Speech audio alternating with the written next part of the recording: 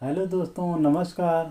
हिंदी साहित्य की प्रश्नोत्तरी में आपका स्वागत है। आज हम कुछ महत्वपूर्ण प्रश्नों को लेकर आया हूँ जो हिंदी साहित्य की परीक्षा के लिए अति महत्वपूर्ण है, जो अनेक प्रतियोगी परीक्षाओं जैसे टीजीटी, पीजीटी, असिस्टेंट प्रोफेसर में पूछा जाता है। पहले प्रश्न है, बीजक के संकलनकर्ता व संपादक कौन थे? तो इसका सही उत्तर होगा, पहले हम विकल्प देखते हैं, धर्मदास, रैदास, गुरु नानक देव, कबीरदास। तो बीजक के संकलनकर्ता व संपादक धर्मदास हैं, इसका सही उत्तर धर्मदास होगा। बीजक जो है कबीरदास के पदों का संकलन है, जो कबीरदास के शिष्य धर्मदास ने बीजक नाम से संकलित किया था, इसलिए बीजक के संकलन कर्ता व संपादक धर्मदास जी हैं। सगुण भक्ति कहाँ से माना जाता है? इस प्रश्न का उत्तर पहले विकल्प देखते हैं, उत्तरी भारत, पश्चिमी भारत, पूर्वी भारत, दक्षिणी भारत। तो सगुण भक्ति की उत्पत्ति का सही उत्तर होगा दक्षिणी भारत, क्योंकि दक्षिण भारत से सगुण भक्ति की उत्पत्ति मानी जाती है। अगला प्रश्न देखते हैं, हरदेवानी किस कवि की रचनाओं का संग्रह है? इसका विकल्प देखेंगे, मलूकदास, दादू दयाल, सुंदरदास, संत सिंगा। तो सही उत्तर होगा दादू दयाल। दादू दयाल के रचनाओं का संग्रह हरदेवानी है, जो दादू दयाल के दो शिष्य संत दास और जगन्नाथ दास ने संकलित किया था। अगला प्रश्न देखते हैं, विज्ञान योग रचना किस कवि की है? यह तो विकल्प है, विकल्प 1 केशवदास, विकल्प 2 अक्षरानंद, विकल्प 3 सुंदरदास, विकल्प 4 मलूकदास। तो विज्ञान योग नाम की रचना अक्षरानंद की है। अक्षरानंद ने विज्ञान योग नाम की रचना की है। केशवदास के द्वारा विज्ञान गीता नामक काव्य है। इसके बाद हम अगला प्रश्न देखते हैं,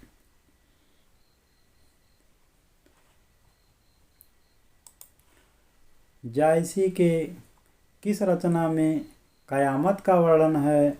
विकल्प 1 है आखिरी कलाम, विकल्प 2 पद्मावत, विकल्प 3 अखरावत, विकल्प 4 चित्ररेखा।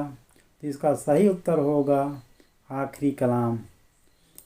आखिरी कलाम रचना में जायसी ने कयामत का वर्णन किया है और बाबर की प्रशंसा में लिखा है। अगला प्रश्न देखते हैं, निम्न प्रेमाख्यान काव्य में 7 चौपाई के बाद एक दोहा देने की परंपरा किस रचना में पाई जाती है? तो सूफी प्रेमाख्यान काव्यों में कुछ रचनाओं में 5 चौपाई के बाद एक दोहा का क्रम है, तो उसमें 7 चौपाई के बाद एक दोहा का परंपरा है। तो ये पूछा जा रहा है प्रश्न में कि 7 चौपाई के बाद एक दोहे का क्रम किस रचना में है? पद्मावत विकल्प है, चित्रावली विकल्प 1 और 2 दोनों, या कोई नहीं। तो इसका सही उत्तर होगा विकल्प 1 और 2 दोनों। अगला प्रश्न देखते हैं, थोड़ा सा मिस्टेक हो गया है, टाइपिंग समय हमने प्रश्नों में प्रश्न संख्या नहीं डाला। देखते हैं, हिंदी भक्ति काव्य का प्रथम क्रांतिकारी पुरस्कर्ता कबीर हैं। हिंदी भक्ति काव्य का प्रथम क्रांतिकारी पुरस्कर्ता कबीर हैं। किसका कथन है? रामचंद्र शुक्ल, बच्चन सिंह, हजारी प्रसाद द्विवेदी, रामविलास शर्मा। इसका सही उत्तर होगा बच्चन सिंह। बच्चन सिंह ने कबीरदास को भक्ति काव्य परंपरा का प्रथम क्रांतिकारी पुरस्कर्ता माना है। अगला प्रश्न देखते हैं। जाके कुटुंब सब ढोर धोवत हैं, फिर ही आ जाऊं बनारसी आस पास। पंक्ति किसकी है? विकल्प 1 है सुंदरदास, विकल्प 2 है रैदास, मलूकदास, नामदेव। इसका सही उत्तर होगा रैदास। रैदास जी ने अपने काव्य में अपने विषय में लिखा है कि जाके कुटुंब सब ढोर ढोवत हैं, फिर ही अजहूँ बनारसी आस पास। या फिर एक पंक्ति और लिखे हैं, कही रैदास खलास चमारा। ये भी पंक्ति रैदास की है। रैदास मीराबाई के गुरु हैं, इनका जन्म काशी में हुआ था। फिर अगला प्रश्न हम देखते हैं। अगले प्रश्न में है कि मुसलमानों के अनुसार कबीरदास के गुरु का नाम था। विकल्प है नरहरिदास, शेख तकी, शेख मोहिदी, रामानुजाचार्य। तो इसका सही उत्तर होगा शेख तकी। वैसे तो सही माना जाता है कि कबीरदास के गुरु रामानंद थे। रामानंद के द्वारा कबीर को दीक्षा प्राप्त था, लेकिन मुसलमानों ने अपने मत के अनुसार बताया है कि कबीर के गुरु शेख तकी थे। शेख मोहिदी जो है जायसी के गुरु थे। नरहरदास तुलसीदास के गुरु थे। रामानुजाचार्य रामानंद के गुरु थे। रामानंद के गुरु तो नहीं थे, लेकिन उन्हीं की परंपरा में थे। आगे हम देखते हैं प्रश्न। अगला प्रश्न है, रामचंद्र शुक्ल सूफी आख्यान काव्यों की अखंडित परंपरा की समाप्त किस कृत से माना है? या रामचंद्र शुक्ल ने सूफी काव्य परंपरा की समाप्ति किस रचना से मानते हैं? पहला विकल्प है अनुराग मासुरी, विकल्प 2 है चित्रावली, फिर विकल्प 3 है इंद्रावती, विकल्प 4 है ज्ञानदीप। इसका सही उत्तर होगा इंद्रावती। जो सूफी परंपरा की रचना है नूर मोहम्मद की रचना इंद्रावती, इसी से तो रामचंद्र शुक्ल जी सूफी प्रेमाख्यान काव्यों का अंतिम ग्रंथ मानते हैं। फिर अगला प्रश्न है, कबीर को भाषा का डिक्टेटर कहा है। कबीरदास को भाषा का डिक्टेटर किसने कहा है? विकल्प 1 है श्याम सुंदर दास, विकल्प 2 है रामचंद्र शुक्ल, हजारी प्रसाद द्विवेदी, राम कुमार वर्मा। इसका सही उत्तर होगा हजारी प्रसाद द्विवेदी। हजारी प्रसाद द्विवेदी ने कबीरदास को भाषा का डिक्टेटर कहा है। श्याम सुंदर दास ने कबीरदास की वाणी को पंचमेल खिचड़ी कहा है। रामचंद्र शुक्ल ने कबीरदास की वाणी को या कबीरदास की भाषा को साधुकड़ी भाषा कहा है। अगला प्रश्न देखते हैं, रणमल्ल छंद जो ऐतिहासिक चरित काव्य है, इसकी रचना किसने किया है? या रणमल्ल छंद ऐतिहासिक चरित काव्य का रचनाकार है, जिसमें विकल्प श्रीधर, शालिभर सूर्य, मेरतुंग, देवसेन। इसका सही उत्तर होगा श्रीधर, जिसे श्रीधर लक्ष्मीधर भी कहते हैं। शालिभर सूर्य का पंच पांडव रास है, भरतेश्वर बहुरी रास है, मेरतुंग का प्रबंध चिंतामणि है, देवसेन का श्रावकाचार नाम से रचना है। फिर अगला प्रश्न देखते हैं। हमारे चैनल पर आप नए हों तो चैनल को सब्सक्राइब कीजिए, लाइक कीजिए। आपको हिंदी साहित्य की 5000 प्रश्नों की श्रृंखला प्राप्त होती रहेगी।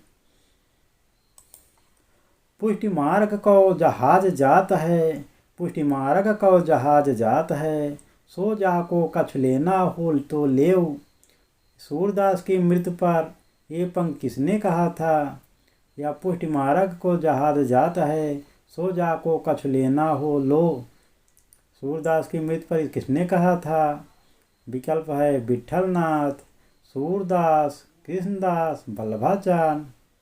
इसका सही उत्तर होगा विठलनाथ ने सूरदास की मृत्यु पर यह कथन कहा था। ये सभी अष्टछाप के कवि हैं।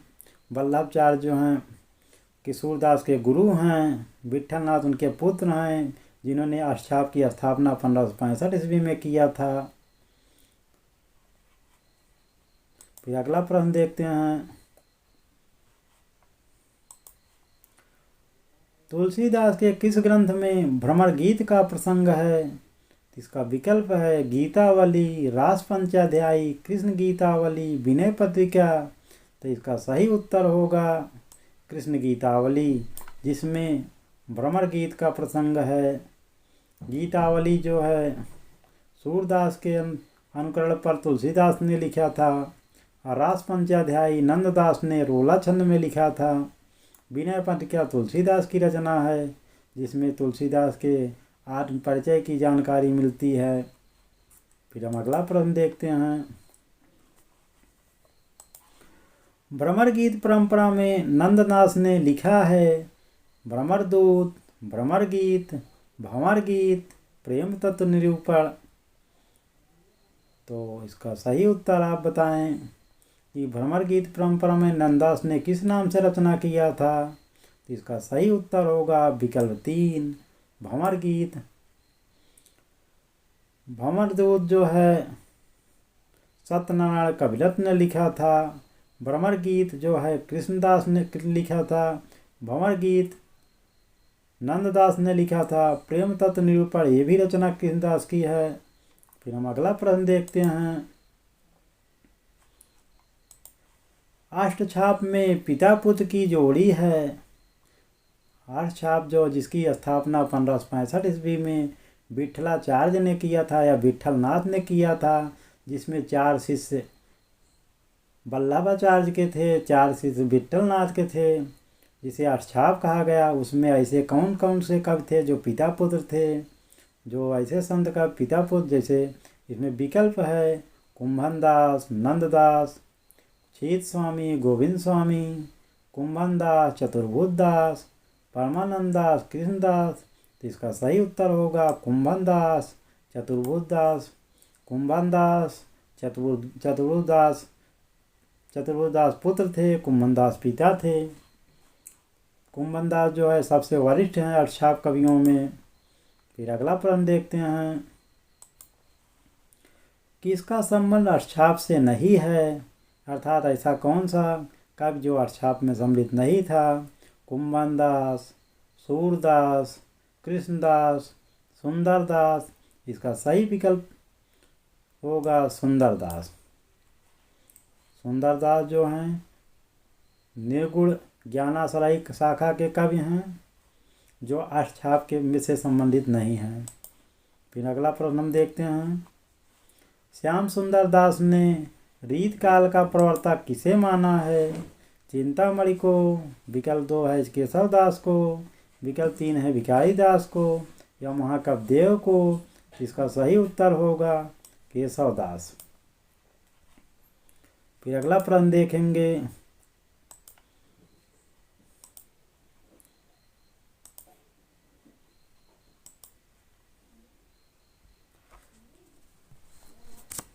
अगला प्रश्न हम देखते हैं कि भूषण किसने लिखा? भूप भूषण नाम की रचना किसने लिखा है?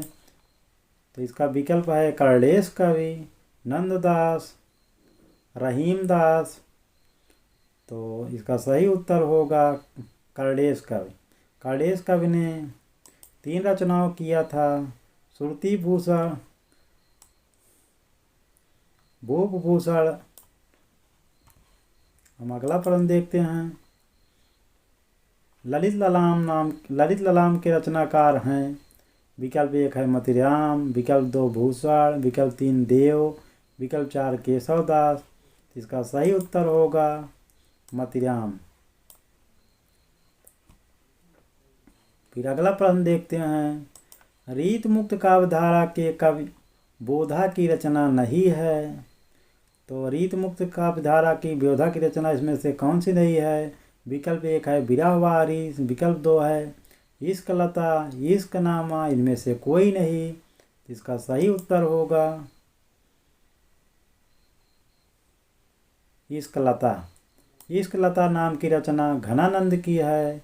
इश्क नामा बोधा की रचना है, बिरहवारी से भी बोधा की है।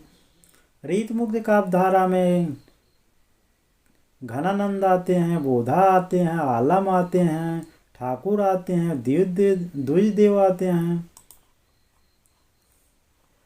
धन्यवाद दोस्तों, हमारे चैनल को सब्सक्राइब कीजिए। हम अगले वीडियो में प्रश्नोत्तरी लेके आएंगे।